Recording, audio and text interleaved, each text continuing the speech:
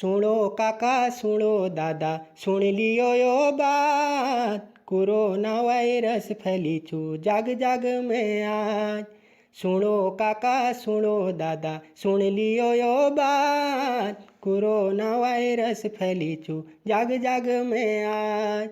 मेरी ठुली जा मेरी वो दीदी सुन लियो पुकार, नान तीनों को ख्याल करिया जन जाया तुम बिहार।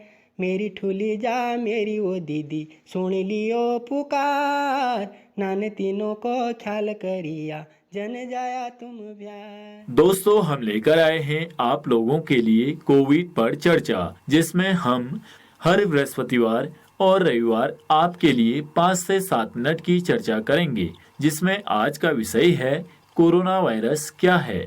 श्रोताओं नमस्कार, आप लोग सुन रहे हैं 90.4 मेगाहर्ट्ज में कुमाऊं वाणी सामुदायिक रेडियो अपन बात, और मैं हूं आपका जाना पहचाना रेडियो साथी नारायण मेहता।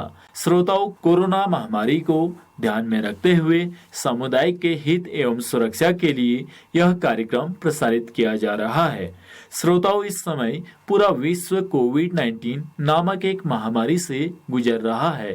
इस बीमारी ने विश्व के 200 से अधिक देशों को अपने चपेट में ले लिया है। पर क्या है ये बीमारी? कोरोना वायरस क्या है और ये कैसे इतनी जल्दी विश्व भर में फैल गया है? यह भारत में पहली बार कब आया? आइए इसके बारे में थोड़ा और जानते हैं। कोविड-19 नोवेल कोरोना वायरस से होने वाली बीमारी का नाम है। कोविड का मतलब है कोरोना वायरस डिजीज, यानी कि कोरोना नामक वायरस से होने वाली बीमारी। कोरोना एक वायरस के परिवार का नाम है जो बहुत लंबे समय से सक्रिय है और इंसानों में खांसी, जुखाम जैसे लक्षण बहुत समय से पैदा करता है। यह बीमारी पहली बार दिसंबर 2019 में सामने आई, इसीलिए इसका नाम कोविड-19 है। नोवेल कोरोना एक नया वायरस है। पहली बार पहचान के बाद इसे नोवेल नाम दिया गया।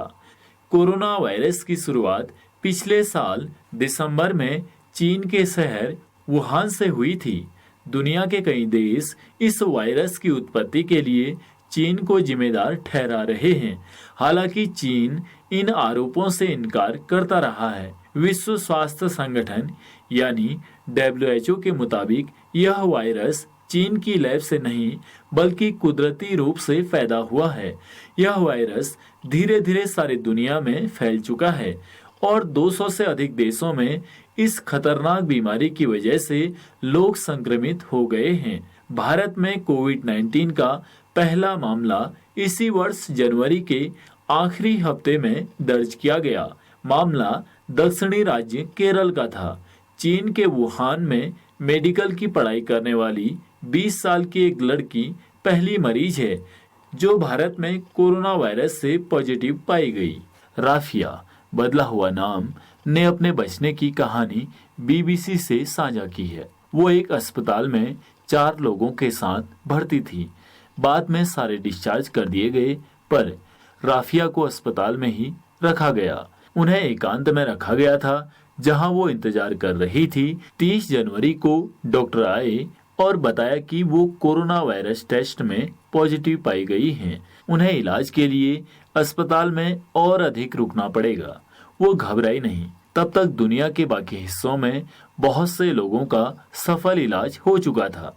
प्रशासन भी तुरंत एक्शन में आया और उनसे हर उस शख्स का नाम पता पूछा जिनसे भी वो 25 जनवरी की सुबह भारत आने के बाद मिली थी।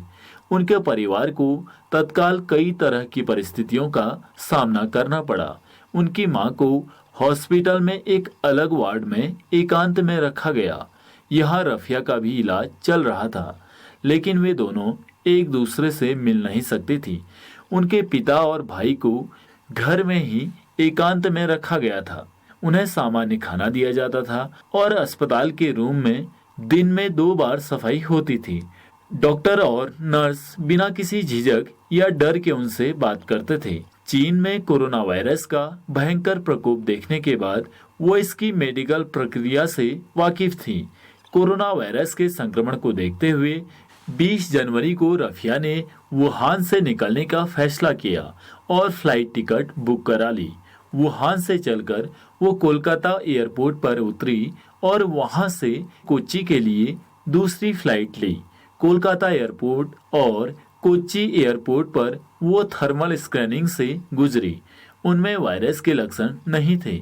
अगले दिन उन्हें बीजिंग स्थित भारतीय दूतावास से मैसेज मिला कि जो भी लोग चीन से बाहर गए हैं वो अपना मेडिकल परीक्षण जरूर करा लें।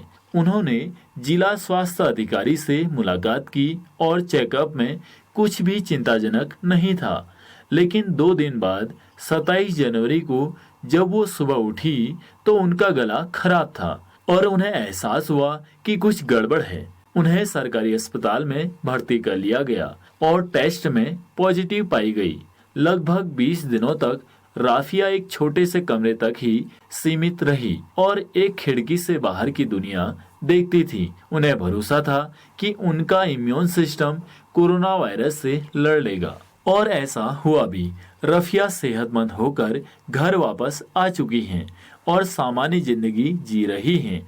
राफिया कहती हैं, जब भी हालात सामान्य होंगे मैं वापस वुहान जाऊंगी और अपना 6 साल का कोर्स पूरा करूंगी। दोस्तों, आपने सुनी रफिया की कहानी और कैसे सही समय पर बीमारी का पता लगने से वह अब सेहतमंद है। आप लोगों को भी कुछ बातों का ध्यान रखना है। यदि आपको बुखार, सूखी खांसी और सांस लेने में तकलीफ हो तो अपने पास के स्वास्थ्य केंद्र में जाकर अपनी जांच जरूर करवाएं। यदि आपको ये लक्षण दिखाई देते हैं तो मास्क जरूर पहनें ताकि आपके आसपास के लोग संक्रमित न हो। साथ ही सामाजिक दूरी का पालन जरूर करें। साथियों, इन्हीं सब बातों के साथ अभी अपने रेडियो साथी नारायण मेहता को दीजिए इजाजत। नमस्कार। सुनते रहें कुमाऊं वानी आपन रेडियो अपन बात।